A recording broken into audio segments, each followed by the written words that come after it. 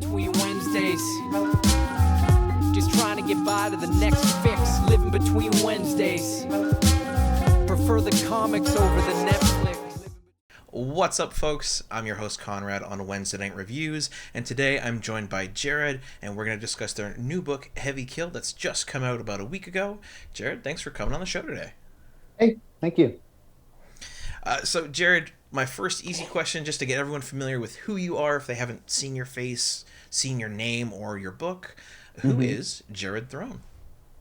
Who is Jared Throne? I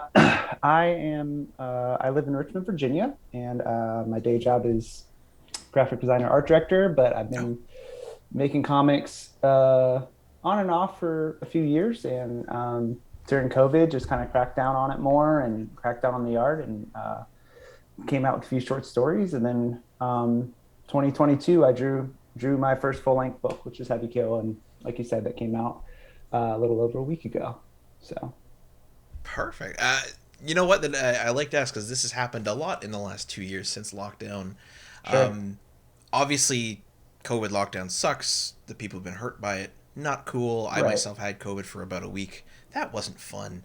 Oh gosh. Yeah, but I have found in the creative community the lockdown has been like a rejuvenation period. How long into lockdown for you did that, like, oh hey, I have time to like start doing my thing? When did that click for you? Pretty soon, I think. I'm a pretty creatively productive person. I play a lot of music and other stuff too. It doesn't mean it's all good all the time, but I make a lot of it.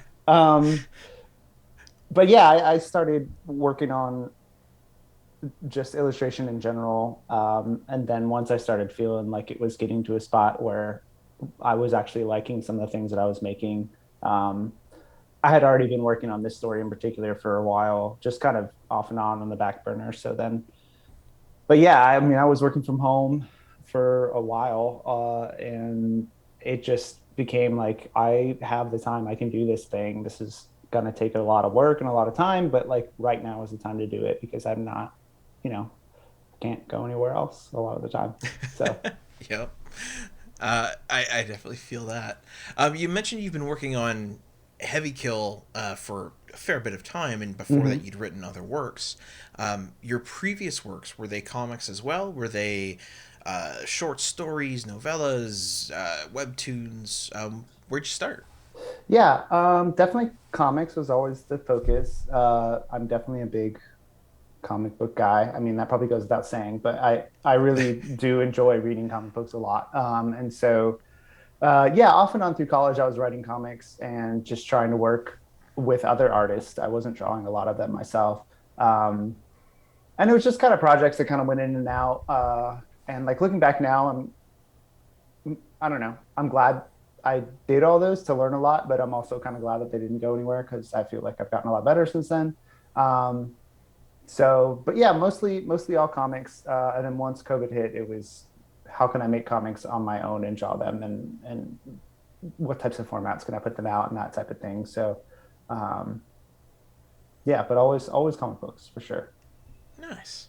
I dig it. And yeah, like just from what I can see behind you over your right shoulder there, yeah, you've got tons of comics. It looks like a couple of omnibuses, some nice, I believe, first issues. You got Wolverine there, Sweet Tooth.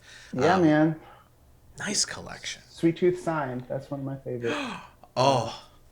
And a few other, I got all this stuff over here too that you can't see, but yeah. Nice. Good for you, man. So for Heavy Kill, for the folks at home, can you describe what it's about? Sure. Yeah, it's a horror story for sure at its heart, but it's about a really small, primitive village, and there's a younger girl who lives there who doesn't love living there, and basically people just start getting slaughtered in the night, and nobody really understands why, and she kind of becomes at the center of this fiasco. Yeah, it's about community, it's about survival. It's definitely got a lot of I guess I would say like things to expect from a horror book, but it's also a very isolated small community with a very limited cast of characters, and like nobody else is involved, you know, because they're not traveling anywhere or anything like that. So um yeah, Yeah. lot of dead people. Agreed. I actually, one of the things that I found that in the writing as well as in the art you did very well, which impressed me, was you conveyed that tension. Mm-hmm. As you mentioned, people sort of start disappearing in the night and bodies are found and blood everywhere. And I've seen horror comics written where there's just gore and people don't seem to react appropriately to it. Right? Like Sure. they'll have like a shocked panel, but then people are like, "Oh, cool! So this is our next step." Um, what I enjoyed, especially in the first, so the book itself, for the folks at home, it is a total of 256 pages. I'm sure some of those are the spacer pages and you know the Yeah. chapter titles and stuff, but it's a fairly large book, and I'm very glad it is, because you Okay. definitely take your time to build up that story, and as mentioned, like that tension is there. So I suppose an early on spoiler: when people start disappearing, the civilians go to the council there, and they try and, you know, what's going on? What are you doing? How can we solve this Mm-hmm. problem? And they, in a very scary, very democratic way, basically like elect like, hey, yeah, we're gonna hang a guy because we Mm-hmm. think he did it. Um, Right. and what I enjoyed about that process was that you showed like a logical, okay, we have a problem, we have a suspect, the council meets on it, talks about it, and then Mm-hmm. doles out justice. And I like that that tool for you, or rather, well, within the context of the story, uh, it kind of became scary too when things kept going wrong. Um, Mm-hmm. so I wanted to ask, how did you write that in, like that? Because the council should be a system of people who are there to help and always do good and make the right Right. choices, and yet we have them making wrong choices, and it becomes scary from an internal perspective. Not to mention whatever is out there killing people. Right. How did you convey all of that so easily?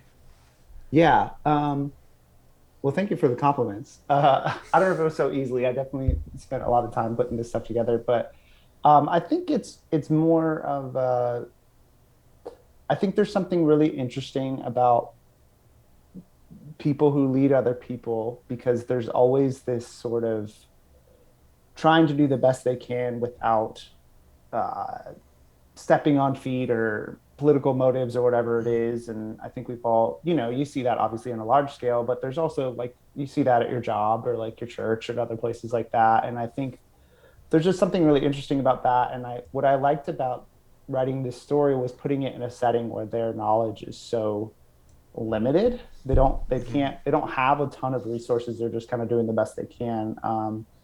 And so I really wanted to convey that feeling of, like you said, they're doing what kind of logically a lot of people would do to try to help the situation and figure out what to do to calm people or to come to a conclusion and move past it or whatever it is. But when you read the story as a whole, you're like, you're not helping at all. This is backfiring hard. So I tried to write it in a way that kind of modeled off of the people that I've seen in my life, who were in charge of groups of people or whatever it was, management, that kind of thing. Mm-hmm. Obviously, not with killing and murders and stuff, but that Hopefully those not. yeah, but those types of feelings of I'm really trying to do what I can to do its best, and people are still upset, and things are still going to go wrong. And I also really liked writing a story where there aren't, I don't want to say there's none, but for the most part, there's not really many people in the story who are just inherently bad. Like they are trying to do what they should do to help the situation. It's just Mm-hmm. that people aren't humble enough to do what they should do, or they're not talking to the right people, or they're not trusting the right people, and things like that. So yeah, I think that community dynamic is just an interesting perspective. Agreed. And one of the things you sort of touched on it earlier, um, is you stated that you had sort of a small cast, which Mhm. to me personally, I think that's pretty funny that you say it that way, because to me, you don't have a small cast. You have a fair range of characters in this small Sure. community, and you sort of flush them all out. Where, um, I've read Batman stories with like four characters. Sure. Batman, Sure. Robin, Alfred, and a criminal. But in Heavy Kill here, you've done a really good job at, like I said, fleshing them out, making them feel like people.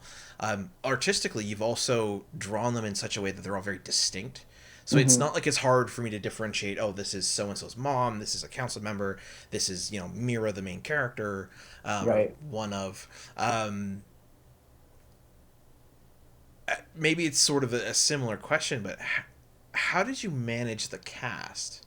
Like, when I Yeah. think of trying to create that many people and have them coordinated, and okay, what's so and so doing at this event, and going across and trying to figure it all out, I probably can't. Yeah. How'd you do that? Yeah. So you're right. It is a lot of. It's a lot of. I guess small cast maybe isn't the right way to phrase it. More of like there's no. There's nobody like flying in the third chapter or something. Like the people that you meet are the people that are going to be there pretty much through the whole story for the most part. So it's a very, maybe it's not small cast, it's more of like a very consistent cast throughout the book. Yeah, I'll agree to that. But yeah, so it's funny. I do think I tried to write um, I tried to write a story about the main character, and it just sort of fluttered out into this community of like, oh, I kind of can't do that unless I talk about all these people and what's going on in this village. But I did make like a map of the village, like a loose map, and I gave everybody like roles in the community. It's kind of like a commune, so there's no money or anything. They're all kind of providing for each other, and they all have their Yeah, individual roles. So um, yeah, I made people. Everybody had jobs and responsibilities. Obviously, not all of that is touched on in the book, but it was more for me to have like a nice framework of what was going on, and then trying to. The other part of it was just thinking about again those experiences that I've had in communities or groups, and trying to figure out sort of who's the person that's always there. There's the person that's always really optimistic about everything and really trusting the leadership, and then there's the people that are always frustrated even if things are going right. And so trying to capture some of those emotions and feelings that like I feel like people can uh, identify with and be like, oh yeah, I've met that person. You know, this is sort of a weird comparison, yeah, but it makes me think about The Office. Like you watch The Office, yep. and every character you're like, I have definitely met that person at my job at one point in time. So a lot of it was trying to go through there, and then obviously some of it was just plot driven of how can I create a character that helps get the story from here to there in a way that feels organic to what's going on. Absolutely. That's fascinating. I love it. Um, Another thing I want to touch on is our protagonist, Myra. Okay. So she is, as mentioned, young woman living in this village. She kind of with not kind of, she does have sort of her hero's journey in this story. Um, Hmm. One thing I thought was fantastic. So I'll put up the first page here from the intro, where you can see her tattoo on her arm. Hmm. Um, I loved the introduction where basically you just see her arm holding the sword, and then an older person, presumably your father or teacher, someone, Hmm. is showing her how to use this weapon. Um, and then we jump into the first chapter, and we're greeted with a sheep herder. Um, I highly enjoyed the contrast that she brought, because she didn't feel like, she wasn't working a field, she wasn't a sheep herder. She very much so felt like she was meant to be like a guard, a protector, a city watch or something. But Sure. in Heavy Kill, when we see it, there isn't any formal guard like that. Can you Hmm. talk about sort of who Mira is within context of her community, and what she's hoping to do in this story? Sure. I think she I think she is intentionally sort of an odd man out in some ways.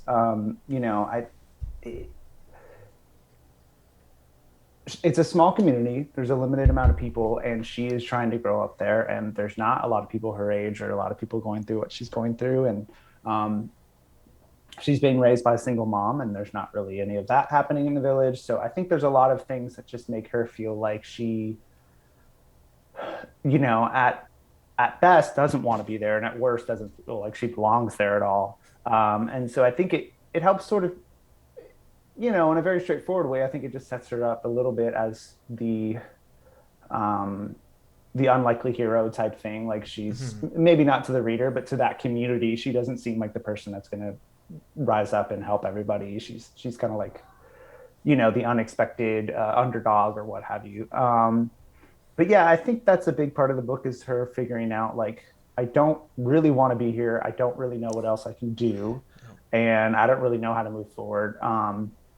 And I think that is a little bit of a theme throughout the book of her trying to come to terms with that. And then also realizing that she is now a big part of defending this community that she really isn't all that happy to be a part of anyways. I mean, yeah. I'm sure she doesn't want people to die, but at the same time, there's kind of an interesting take of like, I don't really like being here, and now I'm a big part of making sure that we can survive at all. So yeah, I think it's just a feeling that a lot of people, I would hope, can relate to, of just feeling like I don't know if I'm supposed to be in the group that I'm in, and I don't know if I'm up to the task of what they're expecting of me, but I don't really know where else to go right now. And those types of emotions that a lot of people have, particularly in that sort of late teens, early 20s age group. Big time. Yeah, that I, certainly had, and I'm sure a lot of us have. Beautiful. Then one question I do want to ask is, obviously Myra is a woman. When it came to writing her and how you've depicted her, how you've drawn her, was there any particular focus you had, wanting to be respectful of people's perspectives and stuff like that, that you and I might not be able to share because of, who we are? Right. Yeah. And sort of, did you have to do anything special to do that, or did it just sort of, because of how the story was, it was pretty straightforward to be able to do? I think maybe a little bit of both. I definitely felt mindful of a lot of things, thinking through how she's depicted and how she's presented. And yeah, I guess having a balance of feeling like I am touching on things that are relatable to a character in her position without maybe, I don't know what the right word is, being presumptuous of an experience that I don't have or can share, But I do think a lot of it, it's, I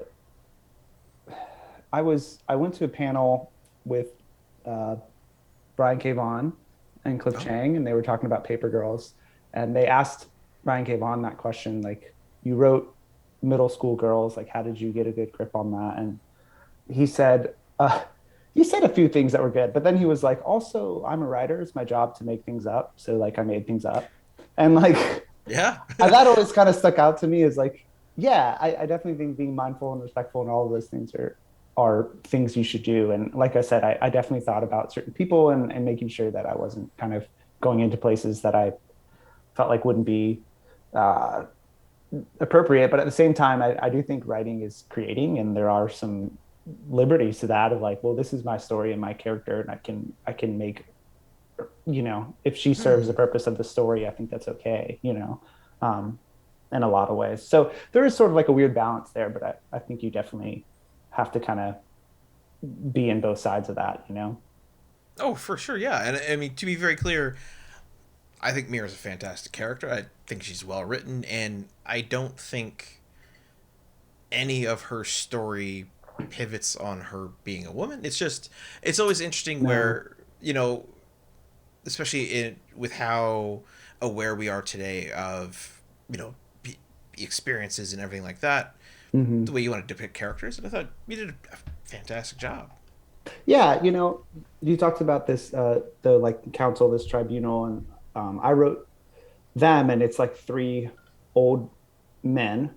And I had that exact type of thinking when I was like, oh, three old men, like, man, it's always three old men. And then I was like, you know what? It's always three old men. Like, that's kind of part of the problem. That's why this isn't working out very well.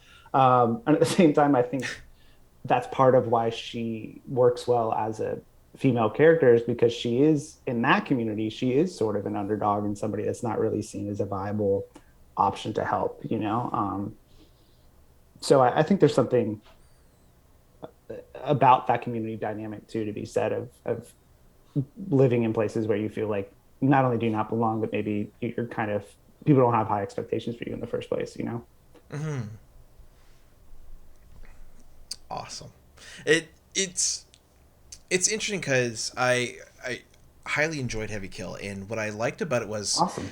how complex the community was, how complex Myra was within that community. So to get to ask you these kind of questions, I love it. So I did want to ask about the art. Okay. So the art style in the book, I would describe it, it's a little more simplistic. You've got some really good shading in it. Actually, what impressed me, your play with textures. I believe you must have done this digitally, correct? Yeah. Okay. Like many creators out there, I imagine maybe you got yourself or already had like an iPad and you've got Procreate and you're just going. Yeah, it's iPad, Apple Pencil. I work with Adobe programs, so it's Fresco and Illustrator and things like that. But yeah. Okay. Yeah, you're in the ballpark for sure. Yeah, it's cool. Like I'm sure anyone out there listening who reads enough, yourself included, myself, even if it's like a digital, obviously you could scan a print copy, but yeah, there's something to the way that it looks. It's like it definitely looks digital, and so it's just cool to confirm. When it came to how you did draw everybody, the style you used, everything like that. What previous work? Because you mentioned you're in graphic design and things like that. Did that previous work sort of help inform how you created this, and what sort of creators, I would say, or artists, illustrators, did you draw inspiration from when it came to your art style? Gotcha. Yeah, I definitely think graphic design influenced it a lot. I work a lot with branding, in particular, and visual identity. So uh, I have a lot of conversations about work about the importance of consistency and, you know, presenting who you want to be accurately to your consumers and things like that. And obviously that's all like marketing speak jive, but I think there's still something there about, you know, how to present somebody in a way that's coming across the way you want, or the village having a consistent tone throughout, that you don't go to somebody else's house and all of a sudden it looks like it should be in a different era or something, you know. And then there's some little things that like people probably won't notice directly, but that I did. Like a lot of the younger characters have some like ripped clothing and things like that, and a lot of the older characters, it's a lot more clean cut. Oh. Yeah, the council all have a circle on one of their shoulders and things like that. So there's, or even her tattoo, you know, like you said, it's pretty simple, but there's some drawing there, influence there, and then obviously there's like this sort of hash symbol thing that's on all the trees and all that. So yeah, definitely pulled a lot from that kind of thing, and particularly with the production of the book, like I really had a very specific vision of how I wanted it to feel physically, which was really cool to come together. But in terms of artists that I like a lot, I definitely like Jeff Lemire a ton. I've read a lot of his work, and I think his art is a really, it's just interesting. It's very loose, and it's very, I don't know. I think I've said this a few other times, but like I read superhero comics like everybody else, and some of these people like Stuart Immonen or Steve McNiven, you're like, this is incredible. No. I will never draw like this, because like that is like like those people are, you know, that type of talent level is so just accomplished and hard to achieve. But when I read something like Jeff Lemire I don't know, Brian Lee O'Malley, or I've read like Tilly Walden books, and Yeah. a lot of stuff like that. It feels more like, oh, okay, this is working really, really well, but it's not as technically impressive, so to speak. And I mean that in the best way. Like Yeah. comic books are, you know, it's art, it's expression, and I think there's a lot of beauty that doesn't come from perfection. But I also really like, I do like Stuart Immonen a lot. I like Cliff Chang a lot. Looking at what else I got over here, Dustin Nguyen. Um, but yeah, a lot of those guys who I feel like just have a very specific like. You're not going to be confused about whether it's Jeff Lemire or not. You're like, nope, that's who it Oh is. You're yeah. not going to be confused about whether it's Dustin Nguyen or not. Like that's, you see that watercolor stuff in a lot of those books, and Yeah. so that stuff to me is really appealing, and I definitely pulled a lot of uh, influence, both stylistically and just directly, of like how are they drawing these types of facial features or expressions and things like that. So Beautiful. And you know what? I think the Jeff Lemire comparison is very easy to make there. What I noticed just when I was reading Heavy Kill, to be clear, I've got it pulled up on my screen here. sure, yeah, Um, the way that you've drawn some people's eyes, like I'm on the 19th page where Myra and her mother are sitting at the table together, mm-hmm.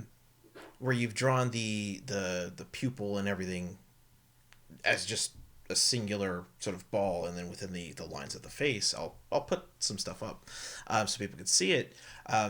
But it definitely reminded me of, I think for me, it's probably Essex County. Because a Okay, lot of the yeah, facial expressions that Lemire does are very much so, minimal lines. If you mm-hmm. read Roughneck, even where there's minimal color in Roughneck, again, Yeah, it's give me the minimum amount of lines that I can do to depict an expression, and I think the inspiration there, or the reference for you, is definitely there, cool. because it's one thing that I liked, where Heavy Kill is not like super detailed dense. No, Right, yeah. it's not like I'm not looking at a Jeff Lemire drawing, and that makes it really easy to read. So it's cool to see the inspirations there, and definitely for my own personal satisfaction, a confirmation that Lemire was a bit of that.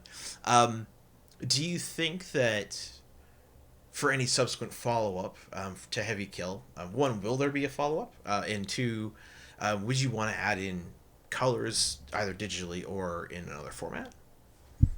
Um, a follow up isn't like a direct sequel or another book in the same world. Um, I've thought about it. I mean, I've definitely got a few like loose idea starters bouncing around, but Nice. I have a lot of other stuff I want to write and make, and Oh, so I think it's sort of a reception thing, I guess. I don't expect this to be like to blow up or something, but if there was a lot of people who are like, I really want to see more of this type of thing, and I want to learn more about these stories, um, and there's like a little tiny like kind of like a post credit scene at the end that kind of hints a little bit towards some of that stuff. Yeah, I think I would definitely be would I think it's in my head somewhere. I just don't know if and when it would come out. Is the short answer. it's a good way to put it. I like that. Yeah, but I like it as a complete book too. So Okay. Now you mentioned earlier, to my mhm. satisfaction, this is coming out in print. So there's going to be a Yeah, hardcover and a deluxe edition.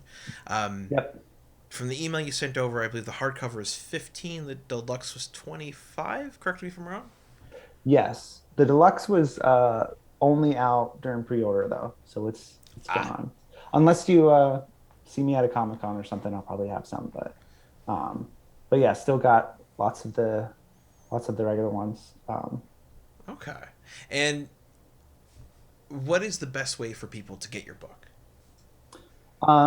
Heavykill.com is the website, and you can just order it right off of there. And I am also, it just started last week. It is going to be posted as like a web comic as well. Oh, So I'm going to post like a page or two every week. Like you said, it's like 250 some pages, so it'll be a while before you catch all the way up. But if you want to buy the book in full, it's on there. You can buy it physically, and then it's on Amazon Kindle, I think digitally too. So buy it on there. cool. Right on. And you mentioned when you got to see it in physical format in front of you, it was quite satisfying. Yeah, If you're allowed to say, I don't imagine you wouldn't be, but sure. where did you have it printed? And like what type of paper did you use? That kind of stuff. Just so we have an idea of what it might feel like. And if you have a Yeah, copy on you, if you can show it, that'd yeah. be Let cool. me grab it real quick. Sure.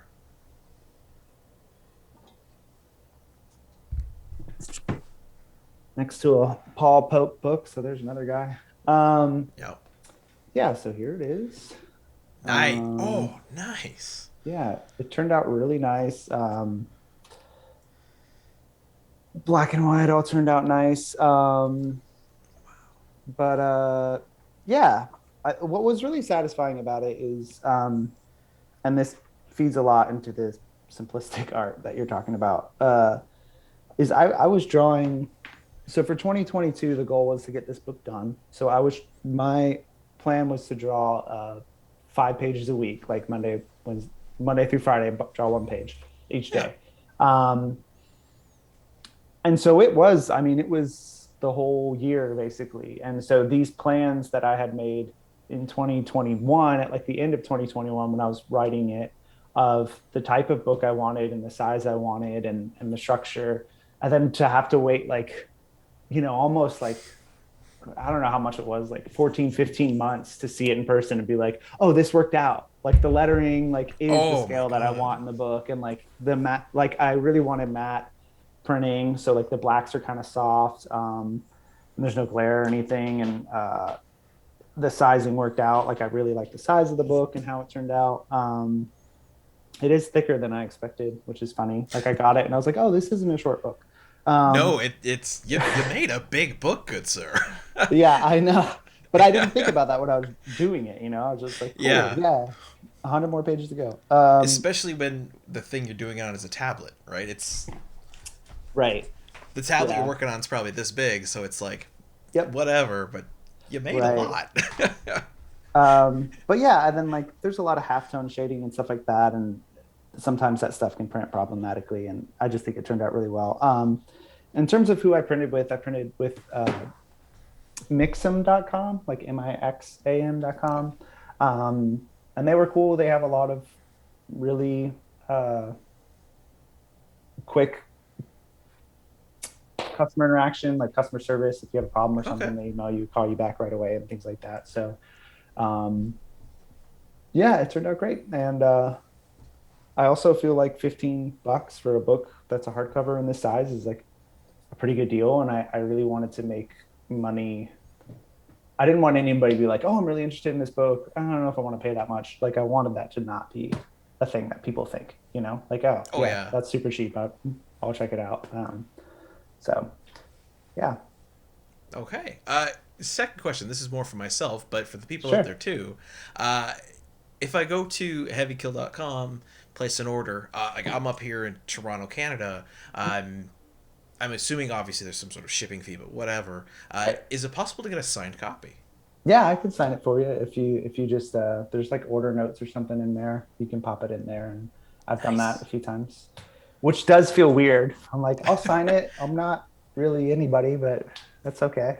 That's what you want. You know what? This is a fun question that I like to ask, and I've asked it a few times to some people. Now that especially you've got a very nice hardcover book that you've held, a couple of people have ordered it, they've asked you to sign it. Understanding, obviously, in your professional life, your I'll say your day job, you do work in marketing and graphic design and stuff, so your work is probably already out there published. Sure. Now, though, that you've got a full-on hardcover book out there, and maybe even if you've previously published comics, do you yet refer to yourself as Jared Throne writer, or is it Jared Throne graphic designer? I write comics on the side. It depends on if I'm in a YouTube interview or not. Yeah, fair. No, I definitely don't. I don't know. That's an interesting question. My gut reaction is like, no, I'm not a writer. This is like a for funsy thing. But then I'm like, yeah, don't know. I don't know a lot of people who put out books like this that aren't really into this stuff, and you know, it's not. I don't know. Yeah, I don't know if I have a clear answer for you. I guess a little bit of both. Yeah. I've been doing design for like over a decade, so that definitely feels like part of my identity. But comics are a big part too. You know, I mean, I've been like a lot of us lifers, been reading since I was a kid, and probably won't stop reading until I die. So that's a big part of who I am too, inside and outside of actually making them. So Yeah. It's always a fun question for you to ask because yeah, a lot of people that I interview, it's like their first ever comic. They've kickstarted it. They're like, "Oh my god, I'm so excited! I'm so happy it worked." yeah, And it's exciting, right? Because it's like, hell yeah, you made a comic. That's yeah, awesome. it's super exciting. Yeah. So when I ask the question, a lot of them they're like, "No, I'm not a writer," and I'm like, "Well, hold on."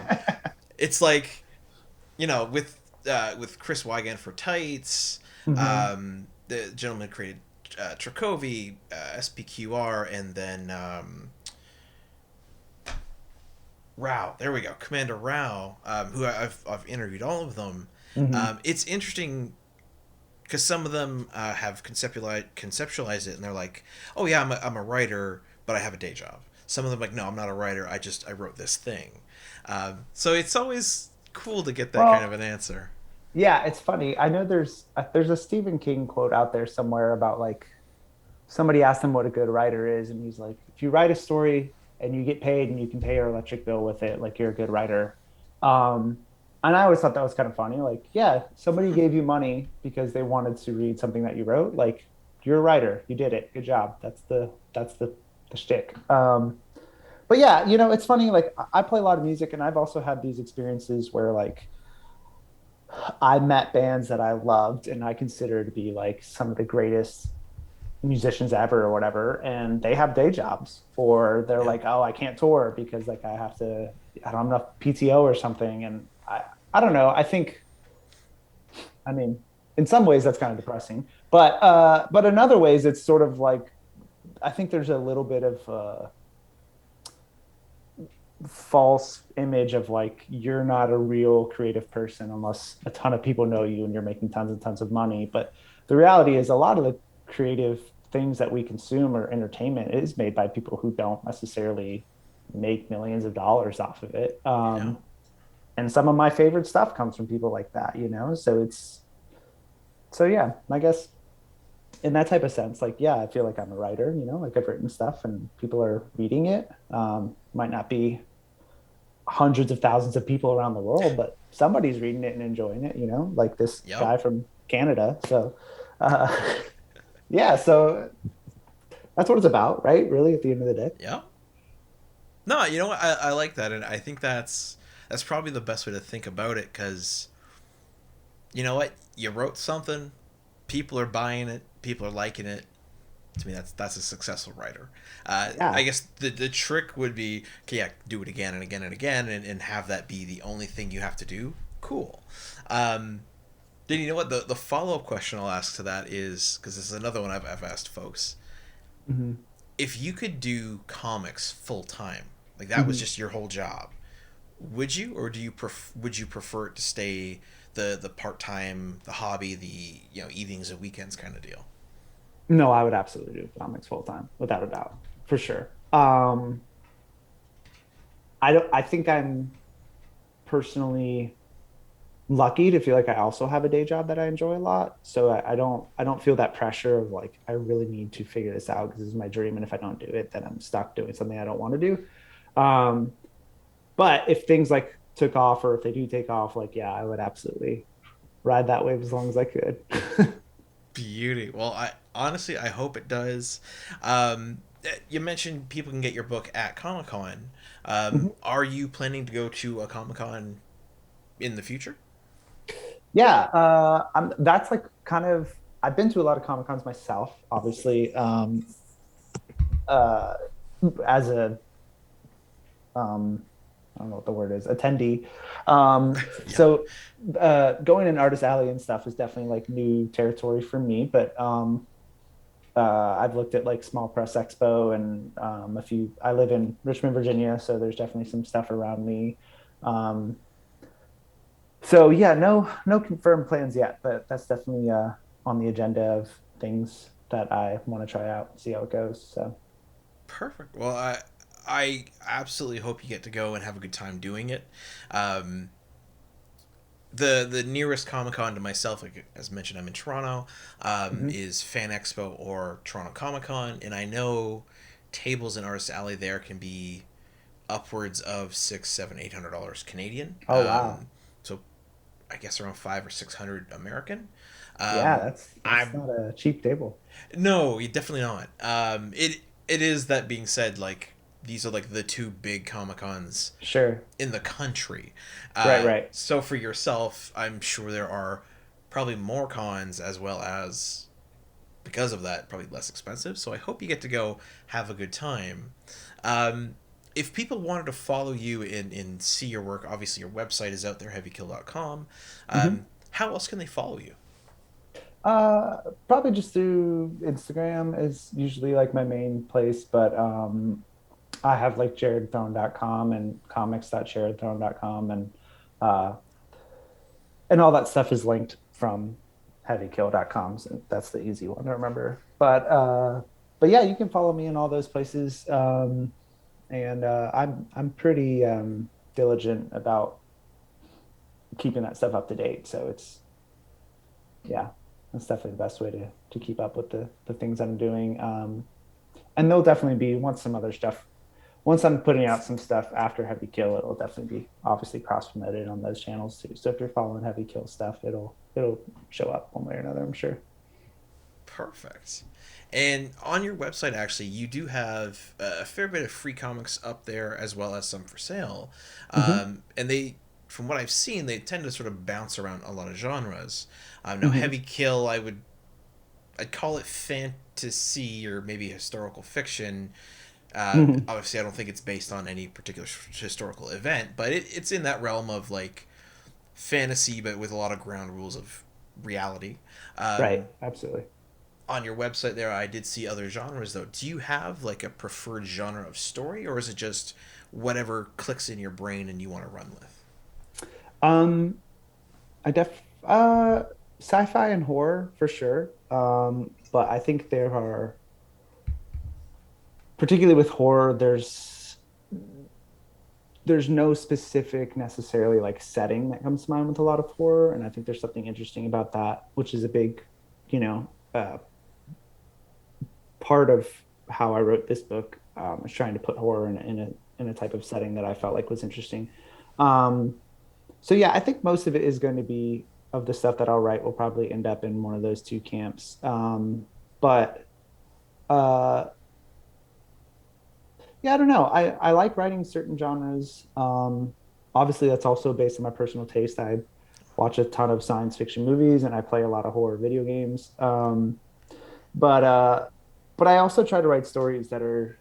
I try to think about the characters and the purpose of what I'm trying to say before I think about like what type of genre I want to write. So I think some of it comes that way too. Okay. And you mentioned obviously like you've been working on Heavy Kill for quite some time, Hmm. and before that you'd worked. When was sort of the first comic you wrote and published? Um, and roughly, I appreciate the scale of projects will make this very different sometimes. Um, but roughly, how long does it? I guess like what's the gestation period on a comic for you normally? Okay. So the first question was, when was the first comic I wrote? Yeah, like how long you've been writing comics and when was the Oh, first okay. one? Well, I definitely wrote some when I was like 8 or 9, Oh, like Xerox copies with my school friends and things like that about superheroes with super generic origin stories. I read a lot of uh, Stan Lee, Steve Ditko, Spider-Man when I was a kid, like just constantly over and over again. Um, so yeah, definitely a lot of. I mean, I don't know if I'd say like so. That's when I started writing because it's just fun stuff as a kid. But yeah. I really started writing stuff that I wanted people to buy I don't know, maybe like my early 20s when I was in college. Um, in terms of gestation period for stories, it is kind of tricky. Like Heavy Kill, I had a little notebook next to my bed for like, I don't know, this was like 4 or 5, maybe even 6 years ago, that I was just Hmm. writing little ideas, or I would, kind of go down a Wikipedia black hole and pull all these things out that I thought was really interesting about other people's stories or about like elements that are in my story. But I think there does, at least for me, there kind of hits a point where you're like, this is sort of a loose thing that I've thought about, and maybe it's floating around my head for a few years, and then it hits a point where you're like, okay, I'm gonna like sit down and write an outline and start hashing out the characters and Hmm. actually like putting pen to paper, so to speak. And that was, yeah, I don't know, maybe like a 5 to 8 month period of writing, and then like I said, it was like a year of drawing, which obviously is in part due to the scale of the book in terms of pages and things like that. But um, yeah, so I think it's different for different stories. I think, you know, sometimes creative stuff comes and it just sort of hits you in the face and you're like, that's it. This is awesome. Let's do it. And sometimes you got to kind of knead through it a little bit, and that's okay too. So, Nice. That's really cool. I always like to ask because it's interesting to see how different and varied people's responses to that are, because some people I'm are like, sure. let's write, let's go, boom, boom, boom, boom, boom. I'm gonna, Mm-hmm. rip out 12 comics right now. And then people, notably to this conversation, the Jeff Lemire of the world, for instance, in interviews and stuff, I've read that Jeff will write a manuscript, put it on a shelf, and it'll sit there for a bit until he picks it up again, rereads it, and goes, yes, this is actually good. Yeah. Yeah, so it's cool to see the contrasts there, between the creative process and everything. On your website, you have a story called Retribution. Mm-hmm. I was curious if it's connected to Heavy Kill in any way.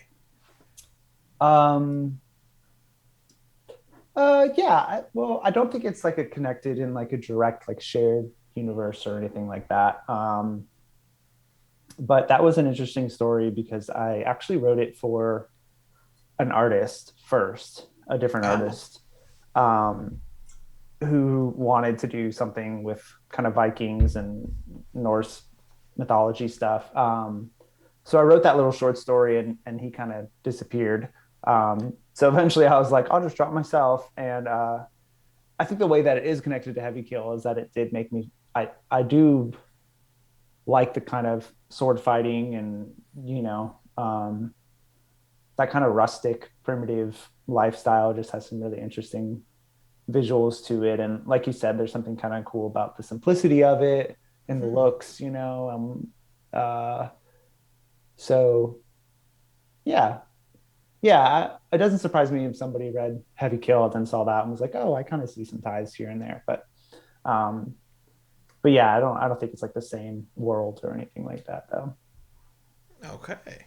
Um, and you've already sort of touched on, you've got a lot of ideas floating around in your noggin there. Mm-hmm. Um, I appreciate we're you're 10 days into a book release. You've probably got you know 10 other interviews and podcasts and all this other stuff you're going to want to put out and get your book out there and get it sold. So you've got a ton of work already ahead of you. Um, do you have another story on the go already? Something that's sort of in the oven, so to speak? Yeah. So yeah, it's funny you say that. You know, comics, like a lot of creative stuff, are really interesting because you spend so much time working on them that by the time people see them, you're kind of like been done with it. Like, well, I Yeah. finished drawing this like months ago at this point, which is fine. It's really cool to see people enjoying it. But yeah, I'm actually almost done drawing a one shot. It's just like a 30-page story, that will be put out at some point. And that will be in color. That's the first comic that I've done in color, which is cool. Oh, cool. Working with a flatter and some other stuff. And then, yeah, I do have another idea for the next kind of full length book. And that one is still sort of in that floaty in my head phase, but I've got pretty,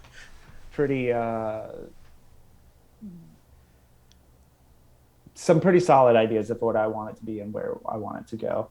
One of which being make it shorter than what Heavy Kill is. But Okay. yeah, I was drawing Heavy Kill. I was like, I will never write a story this long again. I'm just kidding. I probably will, but this one will probably not be quite as long. But yeah, I just want to do. I think at this point, like we talked about making comics as a career and all that kind of stuff. Um, to me, that's something that would be really cool, but I'm not necessarily in some ways anticipating it all. So in that sense, I'm like, if I could put out a book like Heavy Kill that's a self-contained, like nice volume and put something out every couple years or so, like I'll be happy. So that's the next thing that the next bigger project that I'm trying to work on. But probably some short things here and there in between. I like doing those to kind of um, try out some different approaches to the art and to the writing and see if I feel like it's working before I dive into something that's really a bigger, longer project. Yeah. Cool. That is so good to know. I wanted to ask for your one shot then that you're making and whatever comes next. Are you directly funding and publishing it and then selling it, or are you going to go through like Kickstarter, Indiegogo, something like that? Yeah, most of my stuff I just print it myself. I just kind of run with it. I did do pre-orders with Heavy Kill, and that helped a lot. So that was sort of like you know, a similar thing to Kickstarter. Kickstarter to me is like his whole own universe of stuff, and Yes. that intimidates me a little bit. Maybe it Fair. shouldn't, but yeah. So maybe one day I'll be pushing something on there. But in the meantime, usually I'm just printing stuff myself, and then sending it out to people. So especially stuff like a one shot, because I'll just I won't print very many, and we'll see how many people buy it, and then go from there and use that money to print more. So I'm Yep. definitely my yeah, like a lot of people working in this stuff, my top priority is just having people read the stuff and enjoy it. And if I make money, that's really cool. But that's not my primary goal at this point. Perfect. Well, I think that's beautiful. That's a really great sentiment to hold. Um, Obviously, I want you to be paid for your work and stuff, but the fact that Yeah, your goal is not the get rich, it's the let me be creative, let people enjoy what I'm doing. I have a yeah, feeling that will take you to the get rich part at some point. yeah, maybe. Um, you know what? Truth be told, you've run through the meaty part of my questions. So, because of the collection behind you, I will ask this one. Sure. If someone came to you and said, Jared, I don't have time to see your whole comic collection, but what's like the cool thing? What is the thing that makes your collection? What would it be, and is it Oh possible for us man. to see it? Okay. Whew, that's a big question. So, what would you say? This is where we like get real nerdy, right? Would you say that in the sense of like, what books do you like a lot, or what like actual individual like collector memorabilia type stuff do I really enjoy? What is the thing that you enjoy? So, like for me, for instance, Mm, I have Dark Knight Returns #1 CGC. My partner got it for me for my I see anniversary. that. Yeah, that was my first What's comic what's the I read. number on it? 9.4. So it's not Oh, perfect, but it's pretty that's darn pretty good. high up though. Yeah. Yeah. Um, and for me, well, I think it's also probably one of my most expensive items. It's when I first got into comics in my late teens, I went out to Chapters, which is a local bookstore in Hmm. Canada, and I got Dark Knight Returns, Hush, Final Crisis, and Arkham Asylum. And Okay, Dark Knight that's a good Returns place to was, start. yeah, like Dark Knight Returns was one of those books for me that was like, holy shit, this is Batman. So Right. that's like I fell in love Absolutely. with that, so that's why I wanted this. Not Right. because it's valuable, I want to sell it, but I want Yep. that. So for you, what is that thing that you love that you see it every time or whatever, and you're like, I own that thing. That is so cool. What's Okay. your thing? Ooh, man, it's hard to narrow it down, but I'll give you a couple. Hold on, let me grab it. Sure.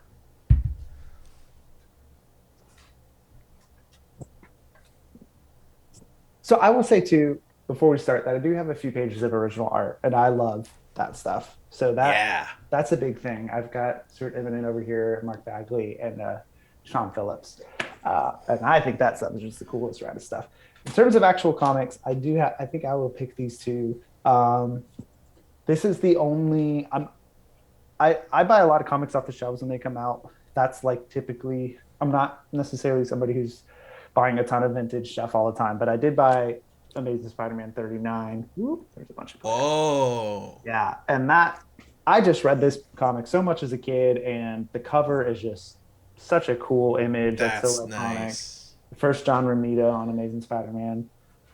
Um, so that's a cool one. And then on the and that one I did like spend money on. On the opposite end, I also bought Ultimate Fallout 4 Oh, with first cool. appearance of Miles Morales. And this one Yeah. I did buy off the shelf. So I bought this for $4 when it came out. Um, and if people aren't nerdy enough to know, it is worth a lot more than $4 now because the Uh-huh. first Miles Morales. So there's something cool about that too, just to be like, it's a really cool key issue to have, but it's also really cool to be like, I remember buying that. I remember reading all those, and I remember reading all the Miles Morales stuff when it came out, and just being blown away by Bendis. Again, writing more Ultimate Spider-Man that just was super rad. But yeah, I think those might be my top two. I mean, I've got like a Venom issue over here signed by McFarlane. I've got Paper Nice. Girls one signed by all those people, and like you said, Wolverine one. I've got a Jerome Opina Batman variant back there. Um, yeah, so I got some things here and there. I do I like to go to New York Comic Con and get stuff signed. That's usually the big one that I go to. I've never been. How crazy is it? Um, it's crazy. It's not awful. It's not problematic Okay. in my opinion. It kind of feels like going to a theme park on a busy summer day. I would say it's that Okay. level of crazy. Like, sure, there's going to be lines and you're going to be a little annoyed by some people, but it's not something where I'm like, ugh, I wish I didn't come here. I really, really like going, and you know, I mean, COVID made it a little weird, but when I was going Yeah. before COVID, it was like everybody goes, like all the people that you want to see, and meet, they're all there and they're all doing panels and stuff. So, um, and I'm lucky enough that it's really not too far of a drive, and I have a few friends who live in New York, so I get to stay with them. And Oh, so yeah, nice. just yeah, I know it is. It has worked out for me to be able to go. I don't. I understand it. It can be difficult for other people to be able to go over there, but yeah, it's fun. It's a good time, man. It's definitely worth going at least once or twice, All and right. it's And definitely very comic booky. Um, in the sense of, I'm sure you've been to a lot of Comic Cons. You're like, this is really fun, but I don't see a lot of comic books. New York Comic Con is like, it's comic books for sure. nice. Okay. Yeah, for those of you out there who have never been to Fan Expo Canada, which takes place in Toronto, it does have a lot of comic book stuff in it, but there's also wrestlers that show up. Sometimes there's hockey Mhm. stars, there's movie stars, there's a bunch of gaming booths. Like it's everything like nerdy all in one spot. Right. Um, Whereas, yeah, it sounds like New York Comic Con maybe does have some of that stuff, but it's more comics focused. Um, It's definitely got both, but like the show floor is split. So there's like one side that's like just kind of everything, but there's an entire half of it that's just comic books. And nice. um, you know, I like seeing too. They always have like insane original art, like John Romita stuff, or like like just crazy. Like people go in there and drop hundreds of thousands of dollars on a single page, and I don't have the money to do that, but it's fun to see it Yep. and Yeah. look at Yeah. it. Yeah. That reminds me almost. We had Jim Lee come last Oh year, yeah. 2 years ago for Fan Expo or something. Oh man. And yeah, he had a whole bunch of his original stuff, and it was like, this page is 80 grand, this page is 40 grand, and it's like, okay, Yeah. um, yeah, it's super cool to get to meet them and stuff. So Yeah. I'm glad that you get to go so easily, and I'll try and get out there Did and you meet check it Jim out. Lee? I did get to meet Jim Lee once. Oh. Some dear friends of mine. My birthday happens to be early September, and Fan Expo is late August here. Okay. So my friends pitched in together, and they got the special ticket that gets you to see Jim Right. Lee, and he signs three things for you. So I Oh, have a picture, and I'll put it up in the video, but I have a picture of me standing next to Jim Lee, and I'm not a small person. I'm not super tall or anything, but I'm not short, and I'm also not thin. Like, I'm a big guy. Okay. So me next to Jim Lee is like the funniest thing, because I've only ever seen him in like video documentaries or on his Twitch, right, where he's the focus. So my brain was never like, you know, he's this size. It was just like, oh, he's like an average size dude. And in my brain, average is like 5'10".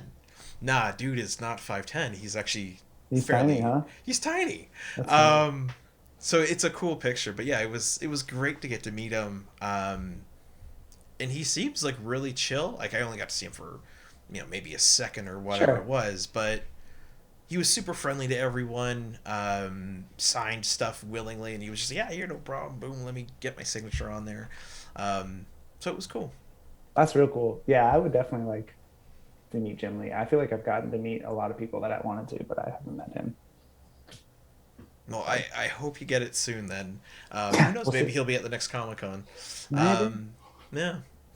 So my last two questions, always very easy. What is it that you're currently reading? Yeah. So I have a fat stack next to my bed, like everybody else. I just finished a short Dark Horse book called Dead Dog's Bite by Tyler Boss. That was interesting. It was super different. The art is beautiful though. And then I'm late to the game with Something Is Killing the Children. And I saw all the hype and I never bought the single issues. And I love, as you can tell, the big hardcover collections. So I just waited for that big hardcover collection to come out. So that's my next book that I'm going to be starting and see what all the hype is about with it. But yeah, I mean, it's James Tynion. He's had some really cool stuff. I've been reading his Nice House on the Lake, and like that's really good if you haven't read that.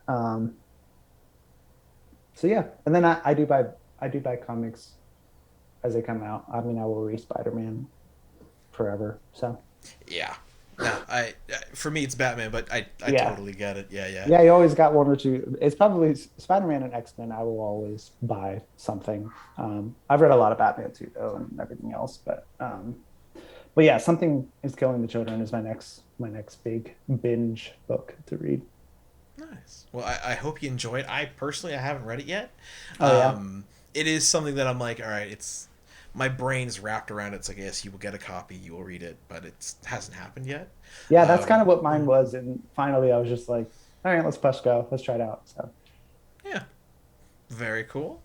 And then, yeah, my last question for you, Jared, is what do you want your fans to know?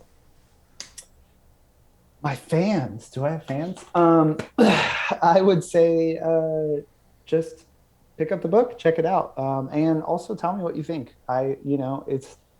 It's fun to make comics, and it's fun to be somebody who is starting and has a lot of control over your work. But at the same time, like, if you're buying comics from people who aren't published over and over again, like, they want to know what you think about the work. Like, I want honest feedback. I want somebody to email me and tell me they like this part or didn't like this part, and so. Yeah, reach out, I love it. That is, I think you're the first person to put that out there, and I love it. Oh, yeah? So so I do hope you get some good feedback, that people give it constructively, not just, I hate this, it's trash or whatever, but they, if you could say that too if you want. I'm just going to delete it, but I mean, yeah, that's fair. But no, I do hope you get something constructive back that you can learn from, which is great. So yeah, I did want to say, Jared, absolutely, thank you so much for taking the time to come on the show today. Yeah, thank you, man. Definitely appreciate it. Perfect. Well, I'm happy to have you. And for the folks at home, absolutely thank you for tuning in. Like, comment, and subscribe. Let me know what you thought of Jared down below, or get his book, read it, and send feedback his way. And don't forget, support your local comic shops. Have a good one. Golden age to present, digest to oversize. Never miss new comic day. Yeah, no surprise. So where's my no prize? Check the letter columns. Can't find issue 2? Collector problems, cliffhangers, mysteries. You need answers. When did Batman become Green Lantern? I get it. True believer, not lying. Always up for an awesome summer crossover.